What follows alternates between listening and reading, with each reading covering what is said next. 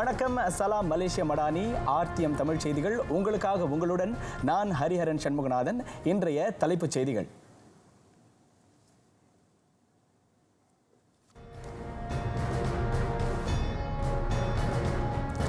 மலேசியாவுக்கு அர்த்தம் பொதிந்த வெற்றி.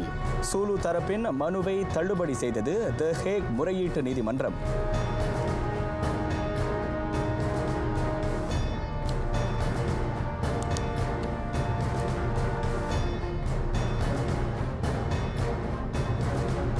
மலேசியா லாவோஸ் ஒத்துழைப்பு 230 கோடி ரிங்கிட் மதிப்பிலான வர்த்தகத்தை உறுதி செய்யும்.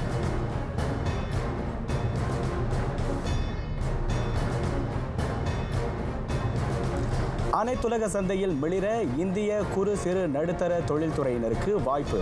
இந்திய வர்த்தக தரவு தளம் ஏற்படுத்தி தரும்.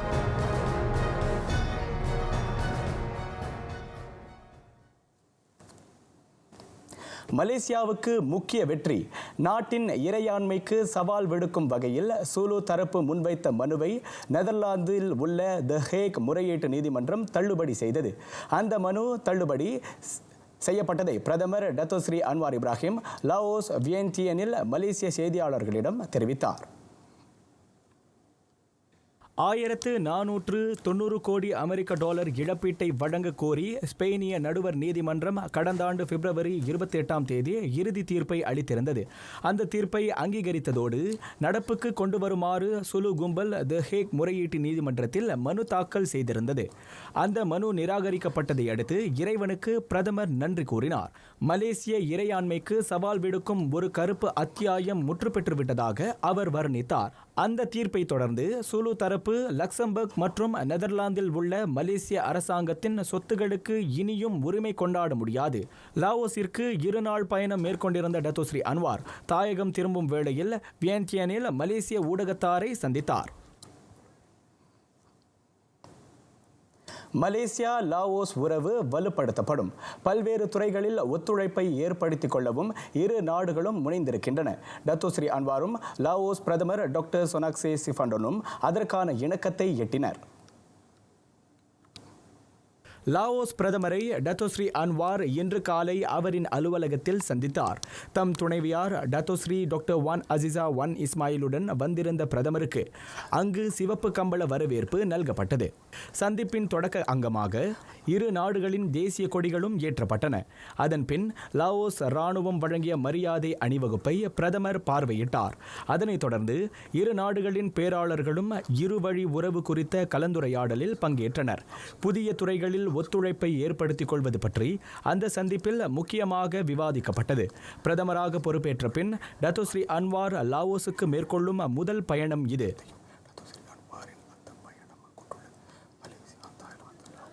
ஹலால் தொழில்துறையில் லாவோஸுடன் நிபுணத்துவத்தை பகிர்ந்து கொள்ள மலேசியா ஆயத்தமாக இருக்கிறது. இதன் வழி இஸ்லாமிய நாடுகளுக்கும் மத்திய கிழக்காசியாவுக்கும் லாவோஸ் அதன் ஏற்றுமதியை விரிவுபடுத்த முடியும் என பிரதமர் நம்பிக்கை தெரிவித்தார். ஹலால் தொழில்துறையில் பல்வேறு வாய்ப்புகள் காணப்படுகின்றன.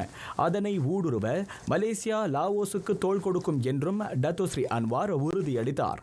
லாவோஸுக்கு வருகை அளிக்கும் சுற்றுப்பயணிகளின் எண்ணிக்கையை இது பன்மடங்கு உயர்த்தும் எனும் எதிர்பார்ப்பையும் பிரதமர் முன்வைத்தார்.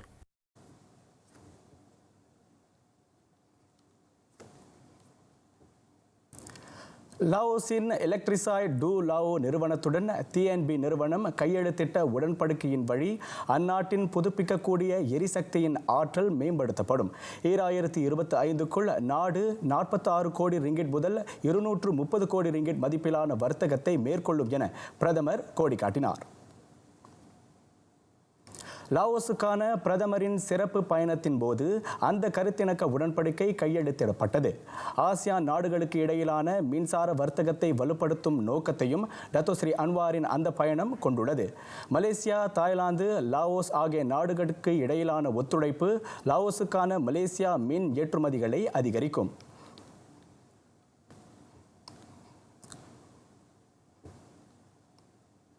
தியாக பெருநாளை முன்னிட்டு கூடுதலாக 10,90,000 லிட்டர் எரிபொருள் ஒதுக்கீட்டை அரசு அங்கீகரித்துள்ளது. விடுமுறை காலம் நெடுகிலும் பெட்ரோல் மற்றும் டீசலின் தேவை அதிகரிக்கலாம் என உள்நாட்டு வாணிக வாழ்க்கை செலவின அமைச்சர் டத்தோஸ்ரீ சலாஹுடின் ஆயூப் தெரிவித்தார். பெருநாளை தொடர்ந்து வரும் விடுமுறையின் போது எரிபொருள் தட்டுப்பாடு ஏற்படுவதை அது தவிர்க்கும். அதற்கான முன்னெச்சரிக்கை நடவடிக்கையாக அரசு கூடுதல் எரிபொருள் ஒதுக்கீட்டுக்கு இணக்கம் தெரிவித்தது. எல்லா எரிபொருள் நிலையங்களிலும் போதுமான எரிபொருள் இருப்பதை தமது அமைச்சு உறுதி செய்யும் என டத்தோஸ்ரீ சலாஹுடின் ஆயூப் கூறினார். குறிப்பாக புறநகர் பகுதிகளில் தேவையான அளவில் எரிபொருள் விநியோகிக்கப்படும். 3,11,000 லிட்டர் பெட்ரோல் கூடுதலாக ஒதுக்கப்பட்டுள்ளதென டத்தோஸ்ரீ சலாஹுடின் ஆயூப் குறிப்பிட்டார். பினாங்கு சட்டமன்றம் நாளை கலைக்கப்படும். மாநில ஆளுநர் துன் அஹ்மத் ஃபூசி அப்துல் ரசாக் அதற்கு ஒப்புதல் வழங்கியிருக்கிறார். பினாங்கு சட்டமன்றத்தை நாளை கலைக்க மாநில ஆளுநர் அனுமதி அளித்திருப்பதை முதலமைச்சர் சவ் கொன் யூ உறுதிப்படுத்தினார். சட்டமன்ற கலைப்பு குறித்து மாநில ஆளுநரை அவர் இன்று காலை சந்தித்து பேசினார். அப்போது மாநில தேர்தலுக்கு வழிவிடும் வகையில் சட்டமன்றத்தை கலைக்க ஒப்புதல் அளிக்கப்பட்டதாக மாநில பக்கத்தான் ஹரப்பான் தலைவருமான கொன்யூ விவரித்தார். இன்று பிற்பகல் சட்டமன்ற உறுப்பினர்களுடன் நடைபெற்ற செய்தியாளர் சந்திப்பில் அவர் இந்த விவரங்களை வெளியிட்டார். இவ்வேளையில் தெலங்கானு சட்டமன்றமும் நாளை கலைக்கப்படுகிறது. மாநில தேர்தலுக்கு வழிவிடும் வகையில் தெலங்கானு ஆட்சியாளர் சுல்தான் மீசான் ஜைனால் அபிடின் அதற்கு ஒப்புதல் அளித்திருப்பதாக Menteri Besar Datuk Seri doctor Ahmad Samsuri Mokhtar தெரிவித்தார். முன்னதாக சுல்தானின் அனுமதியை பெற இன்று காலை 8:38 மணிக்கு Datuk Seri doctor Ahmad Samsuri Syarqiyyah அரண்மனைக்கு சென்றிருந்தார். காலை 9:18 மணிக்கு அவரின் வாகனம் அங்கிருந்து வெளியேறியது. நாட்டில் இதுவரை 15,445 RMR மக்களுக்கு நட்புறவான வீடுகள் நிர்மாணிக்கப்பட்டுள்ளன. 2025ஆம் ஆண்டுக்குள் 15,000 வீடுகளை கட்டி முடிக்க இலக்கு வகுக்கப்பட்டிருந்த நிலையில் ஈராண்டுக்கு முன்னதாகவே அந்த இலக்கு எட்டப்படும் என ஊராட்சி மேம்பாட்டு அமைச்சர் ngா கோமிங் கோடி காட்டினார். இவ்வாண்டு RMR மக்களுக்கு நட்புறவான குடியிருப்பு திட்டத்துக்காக 35 கோடியே 80 லட்சம் ரிங்கிட் ஒதுக்கப்பட்டுள்ளது. அந்த ஒதுக்கீட்டின் வழி மேலும் 4,250 வீடுகள் நிர்மாணிக்கப்பட உள்ளதாக அமைச்சர் தெரிவித்தார். ஒரு வீட்டுக்கான செலவு 75,000 ரிங்கிட்டிலிருந்து தொடங்குகிறது. அதன் வழி உள்நாட்டு பொருளாதாரம் 4 மடங்கு அதிகமாக சுமார் 140 கோடி ரிங்கிட் லாபம் ஈட்டும். அத்துடன் தேசிய வீடமைப்பு நிறுவனத்தின் கீழ் பதிவு பெற்ற 5,286 குத்தகையாளர்களும் பல அனுகூலங்களை பெறுவர் என ngா கோமிங் கோடி காட்டினார். RMR குடியிருப்பு திட்டத்துக்கு தகுதி பெறுவதற்கான நிபந்தனையில் மொத்த குடும்ப வருமானம் 3,000 ரிங்கிட்டிலிருந்து 5,000 ரிங்கிட்டுக்கு உயர்த்தப்பட்டுள்ளது. சைபஜயா எஸ்பாயர் ரெசிடென்ஸ் குடியிருப்பு திட்டத்தை பார்வையிட்ட பின்னர் ngா கோமிங் செய்தியாளரிடம் பேசினார். பிங்க் வாட்ஸ்அப் எனப்படும் செயலியை பதிவிறக்கம் செய்ய வேண்டாம். பொதுமக்களின் பாதுகாப்பு கருதி மலேசிய தொடர்பு பல்லூடக ஆணையம் அந்த எச்சரிக்கையை விடுத்துள்ளது. அதனை பதிவிறக்கம் செய்யும் பயனர்களின் தகவல்கள் ஊடுருவப்படலாம் என ஐயுறப்படுகிறது. பிங்க் வாட்ஸ்அப் செயலியை பதிவிறக்கம் செய்வதற்கான கோரிக்கையை நிராகரிக்குமாறு பொதுமக்கள் அறிவுறுத்தப்படுகின்றனர்.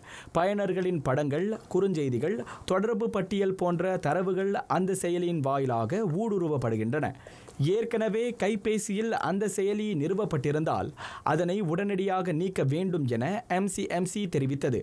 பிங்க் வாட்ஸ்அப் தனிப்பட்ட பாதுகாப்பு முறையை கொண்டுள்ளது. பெரிய கோப்புகளை அனுப்பும் ஆற்றல் கொண்ட செயலி என போலியான விளம்பரங்கள் பகிரப்படுகின்றன. சந்தேகத்திற்குரிய தகவல்களை பகிர வேண்டாம் என பொதுமக்கள் கேட்டுக்கொள்ளப்படுகின்றனர். இவ்விவகாரம் குறித்து புகார் அளிக்க MCMCயின் அதிகாரப்பூர்வ அழைபேசி எண்ணுக்கு தொடர்பு கொள்ளலாம்.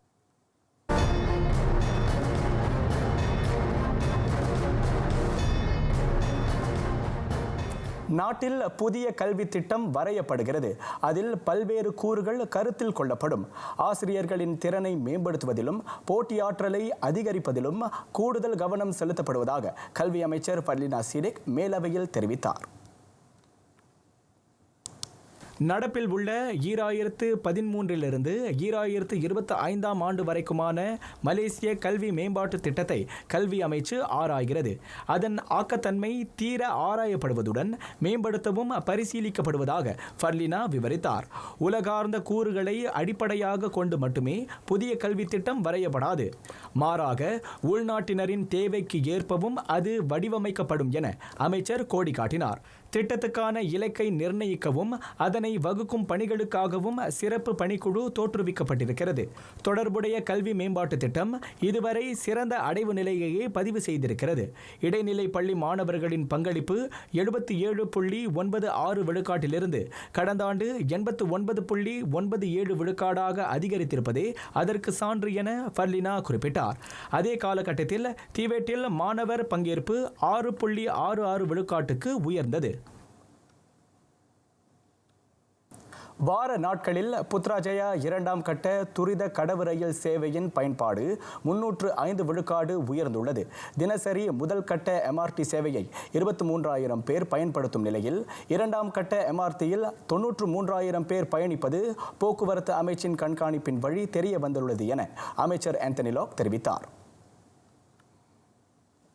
புத்ராஜயா 2ஆம் கட்ட MRT சேவையை அதிகமானோர் பயன்படுத்துவதை ஊக்குவிக்க அரசின் முனைப்புகள் பலனளித்துள்ளன. குறிப்பிட்ட துரித கடவு ரயில் நிலையத்தில் இருந்து பிரசின் 10, பிரசின் 16, பிரசின் 4, பிரசின் 11 மற்றும் ஆயர் 8 ஆகிய 5 பகுதிகளுக்கு பேருந்து சேவைகள் வழங்கப்படுவதை ஆந்தனி லாக் சுட்டினார். குறிப்பிட்ட 5 வழிகளில் ஒவ்வொரு நாளும் சராசரியாக 706 பேர் பயணிக்கின்றனர். அந்த எண்ணிக்கை மேலும் அதிகரிக்கக்கூடும் என அமைச்சர் நம்பிக்கை தெரிவித்தார். மை 50 வரம்பில்லா பேருந்து மற்றும் ரயில் சேவைக்கான பயண அனுமதி அட்டை தொடர்ந்து பயன்பாட்டில் இருக்கும். அதன் வழி அதிகமானோர் பொது போக்குவரத்தை பயன்படுத்துவர் என ஆந்தனி லாக் குறிப்பிட்டார். வட்டார நாடுகளின் FA-50 இலகு ரக போர் விமானங்களை பராமரிக்கும் பழுது நீக்கும் மையமாக மலேசியா விளங்கும். குறிப்பிட்ட ரக போர் விமானங்களை பராமரிக்கும் வசதியை கொண்டிராத அண்டை நாடுகளுக்கு அது மிகவும் அவசியம் என தற்காப்பு அமைச்சர் டத்துஸ்ரீ முகமது ஹசன் குறிப்பிட்டார்.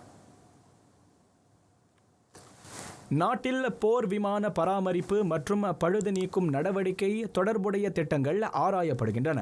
இந்தோனேசியா, தாய்லாந்து, பிலிப்பீன்ஸ் உள்ளிட்ட நாடுகள் அதன் போர் விமான பராமரிப்பை மலேசியாவில் மேற்கொள்வதை டத்துஸ்ரீ முகமது ஹசன் சுட்டினார். ஆகையால் வட்டார நாடுகளுக்கு மலேசிய MRO தளத்தை பராமரிப்பு மற்றும் பழுது நீக்கும் மையமாக உருமாற்றும் முயற்சி மேற்கொள்ளப்படுகிறது. 2023 லீமா கண்காட்சியின் வழி மேற்கொள்ளப்பட்ட உடன்படிக்கைகள் குறித்து senator Datuk Seri doctor Mohammad Hatta Mat Ramli எழுப்பிய கேள்விக்கு டத்துஸ்ரீ முகமது ஹசன் பதிலுரைத்தார். 256 நாட்டில் கடந்த ஈராண்டுகளில் வீசப்பட்ட குழந்தைகளின் எண்ணிக்கை அது. அந்த அவலத்தை களைய தீவிர முயற்சிகள் மேற்கொள்ளப்படுவதாக மகளிர் குடும்ப சமூக மேம்பாட்டு அமைச்சர் டத்துஸ்ரீ நான்சி ஷுக்ரி உறுதியளித்தார். பக்கர்த்தி இனப்பெருக்கம் மற்றும் சமூக சுகாதார கல்வி நடவடிக்கை திட்ட செயலாக்கமும் அந்த முனைப்புகளுள் அடங்கும். சமூகத்தில் அன்பை வளர்த்து ஆரோக்கியமான வாழ்க்கையை வழிநடத்த அது பேருதவி புரிவதை அமைச்சர் சுட்டினார். பள்ளிகளிலும் அவற்றுக்கு வெளியிலும் விழிப்புணர்வை தூண்டும் அத்தகைய நடவடிக்கைகள் மேற்கொள்ளப்படுகின்றன. அது தவிர இனப்பெருக்கம் மற்றும் சமூக சுகாதார கல்வி தொடர்பில் இளைஞர்கள் தகவல் பெற ஏதுவாக 18 சிறப்பு மையங்கள் உருவாக்கப்பட்டிருக்கின்றன. குழந்தையை வீசுவதை தடுக்க அவர்களுக்கு ஆலோசனைகளும் வழங்கப்படுவதாக அவர் விவரித்தார். மேலவை உறுப்பினர் அமீர் மட் கசாலி எழுப்பிய கேள்விக்கு டத்துஸ்ரீ நான்சி பதிலுரைத்தார்.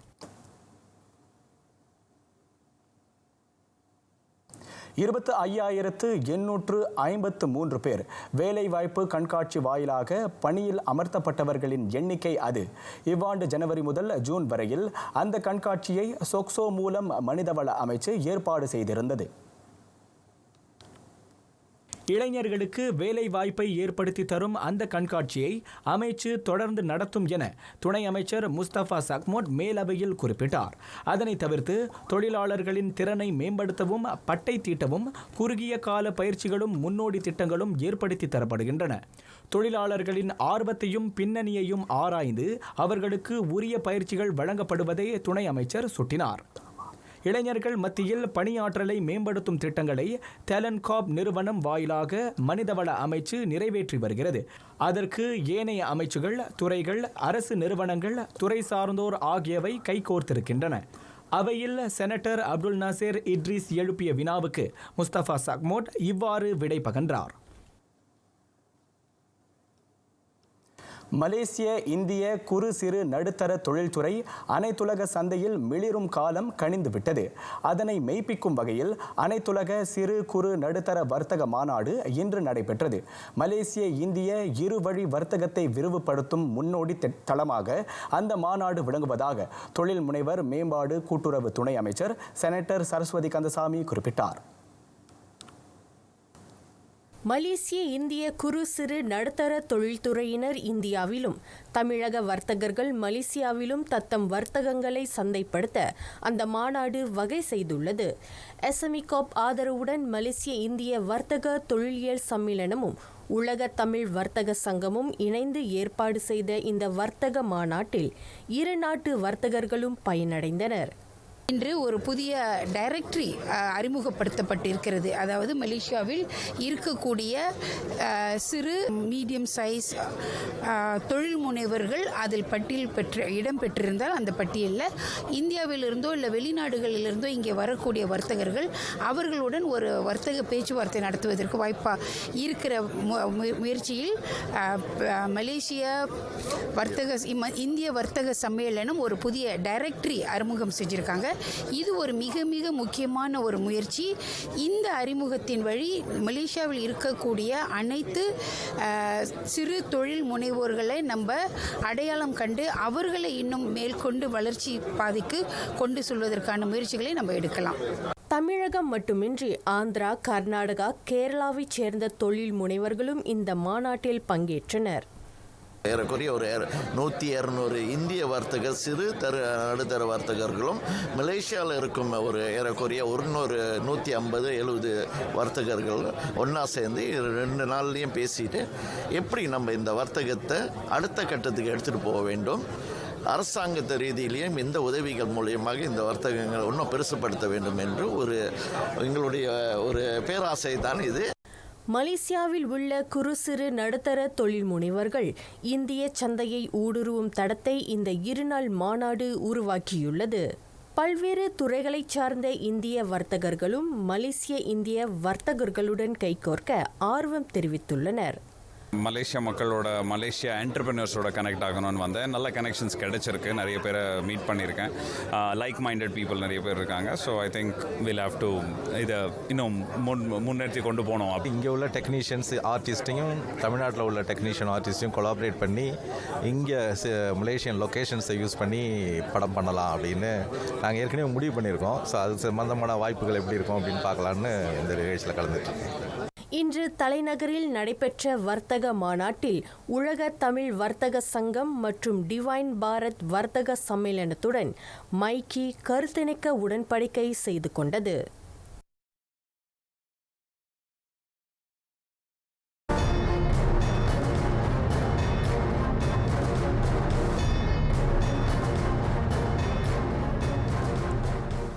இவ்வாண்டு ஹஜ் புனித பயணத்துக்காக 16,59,837 யாத்ரீகர்கள் சவுதி அரேபியாவுக்கு வருகை அளித்துள்ளனர்.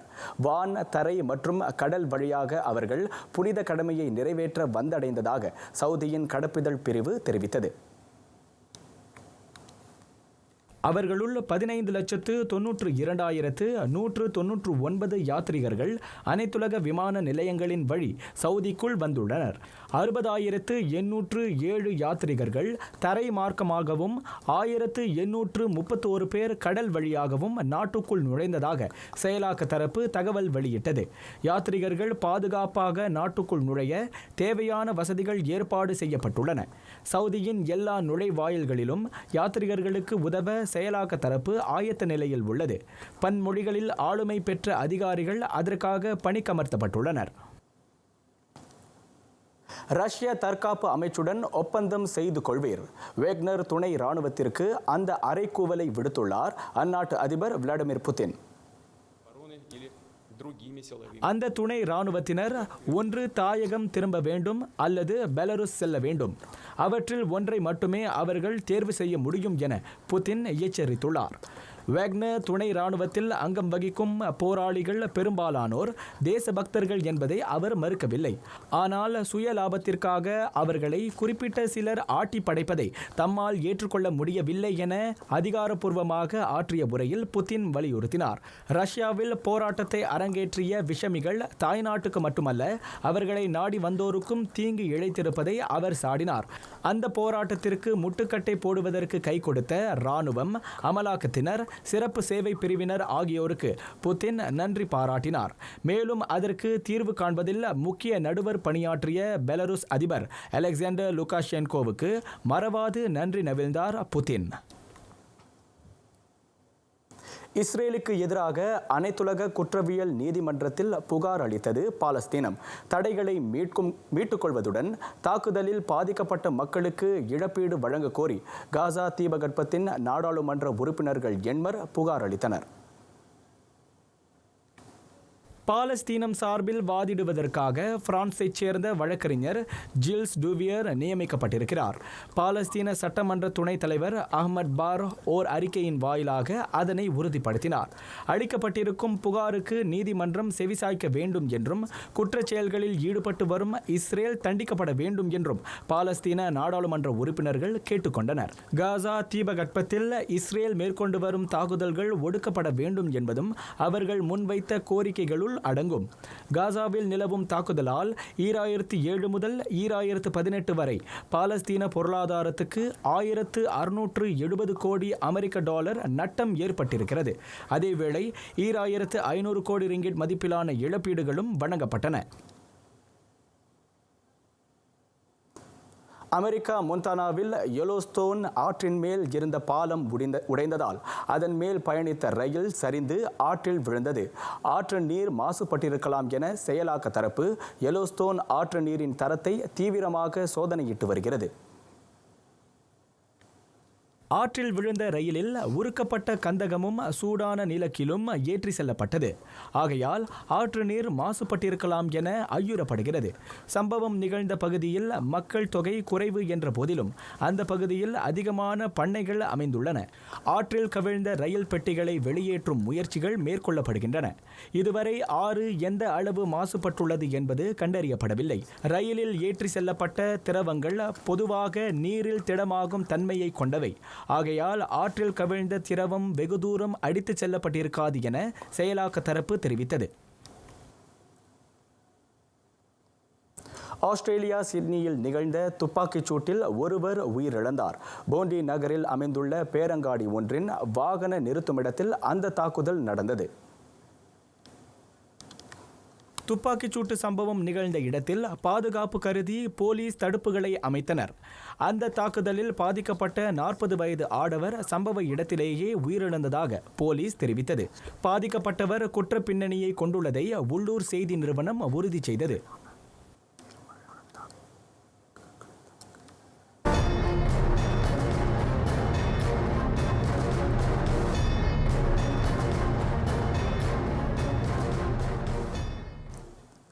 நெஸ்டெக் தேசிய மின்னியல் விளையாட்டு மேம்பாட்டினை ஊக்குவிக்கும் வழிகாட்டி எதிர்மறையான தாக்கங்களை தவிர்க்கிறது.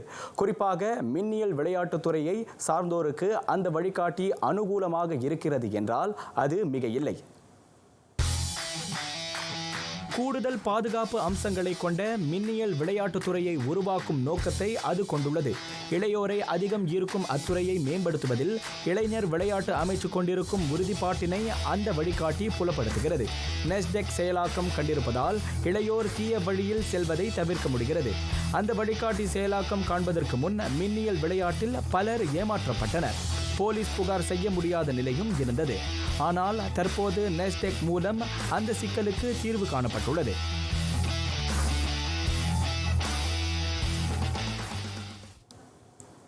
FA கிண்ண இறுதி ஆட்டத்திற்குள் ஜோஹர் டாருல் தாசிம் வெற்றிகரமாக நுழைந்துள்ளது. முன்னதாக அந்த நடப்பு வெற்றியாளர் ஸ்லாங்கோ FCயை 4-0 என பந்தாடியது. JDT அணிக்கான 4 கோல்களில் 3ஐ அதன் இளம் வீரர் ஆரிஃப் ஐமான் முகமது அனாபி புகுத்தினார். ஆரிஃப் ஐமான் முதலாவது கோலை புகுத்துவதற்கு அதிக நேரத்தை எடுத்துக்கொள்ளவில்லை. ஆட்டம் தொடங்கிய 18வது நிமிடத்தில் அவர் அந்த கோலை அடித்தார். 2 நிமிடங்கள் கழித்து அந்த 21 வயது வேங்கை தமது அணிக்கு இன்னொரு கோலை பெற்று தந்தார். 33வது நிமிடத்தில் ஆரிஃப் ஐமான் ஸ்லாங்கூர் வீரர்களுக்கு சரியான பாடத்தை புகட்டினார். தூரத்திலிருந்து அவர் உதைத்த பந்து ஸ்லாங்கூர் அரணை கடந்து கோல் ஆகியது. தென்னகத்து வேங்கைக்கான 4வது கோல் பெர்னாண்டோ ஃபாரெஸ்டியரி மூலம் 33வது நிமிடத்தில் பெறப்பட்டது. இறுதி ஆட்டத்தில் தென்னகத்து வேங்கை கோலாலம்பூர் எஃப்சியுடன் மோதும்.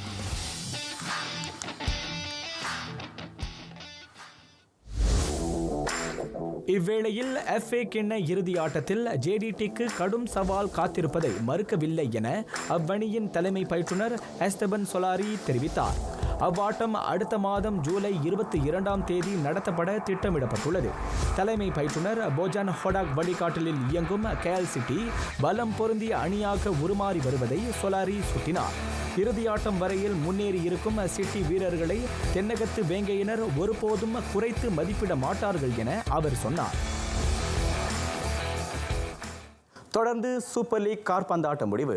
தொடர் 2 தோல்விக்கு பின்னர் மீண்டும் வெற்றிக்கனியை பறித்தது சபா FC. நேற்றிரவு அது கிளாந்தானை 3-0 என வீழ்த்தியது. அவ்வாட்டம் கிளாந்தானின் சொந்த அரங்கில் அரங்கேறியது. ஆட்டத்தில் பங்கு கொள்ள தடை விதிக்கப்பட்டிருக்கும் தலைமை பயிற்றுனர் டத்தோ ஆங் கிம் ஸ்வி இன்றி களம் கண்ட சபா வீரர்கள் சிறப்பான ஆட்டத்தை வெளிப்படுத்தினர். 20வது நிமிடத்தில் அந்த அணி தாக்குதல் வீரர் சடேல் ரம்டானி மூலம் முதலாவது கோலை பெற்றது.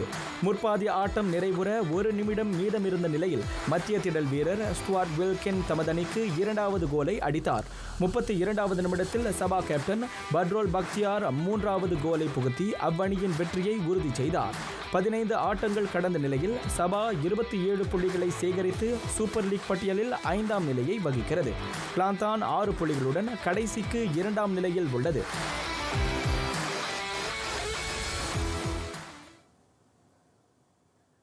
ரியால் மேட்ரிட்டில் மேலும் ஒரு பருவத்திற்கு நீடிக்க லூகா மோட்ரிக் இசைவு. அந்த மூத்த மத்திய திடல் வீரர் அவ்வணியுடனான ஒப்பந்தத்தை 2024 ஜூன் வரையில் புதுப்பித்துக் கொண்டுள்ளார். சவுதி அரேபியாவிடமிருந்து அழைப்பு வந்த போதும் அந்த குரோஷியர் ரியாலுக்கு தொடர்ந்து விளையாட முடிவு செய்திருக்கிறார். அவரின் அம்முடிவினால் அந்த லாலிகா அணி ரசிகர்கள் மகிழ்ச்சி வெள்ளத்தில் மூழ்கியுள்ளனர். வரும் செப்டம்பரில் 38 வயதை எட்டவிருக்கும் மோட்ரிக் அணியின் முதன்மை வீரராக தொடர்ந்து விளங்குகிறார். 2012இல் டொட்டனமிலிருந்து ரியாலுக்கு அணி மாறிய அவர் 11 பருவங்களாக அங்கேயே நீடிக்கிறார். 488 முறை ரியாலுக்கு களம் கண்டிருக்கும் அவர் அந்த அணி 5 முறை வெற்றியாளர் லீக் பட்டம், 3 முறை லாலிகா பட்டம், 2 முறை ஸ்பெயினிய மன்னர் கிண்ணம் ஆகியவற்றை குவிக்க உதவியிருக்கிறார்.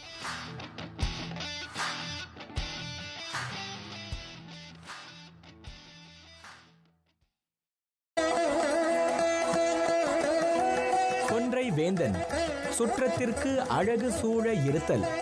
எந்த நிலையிலும் சொந்தங்கள் கூடி இருத்தலே சுற்றத்திற்கு அழகு.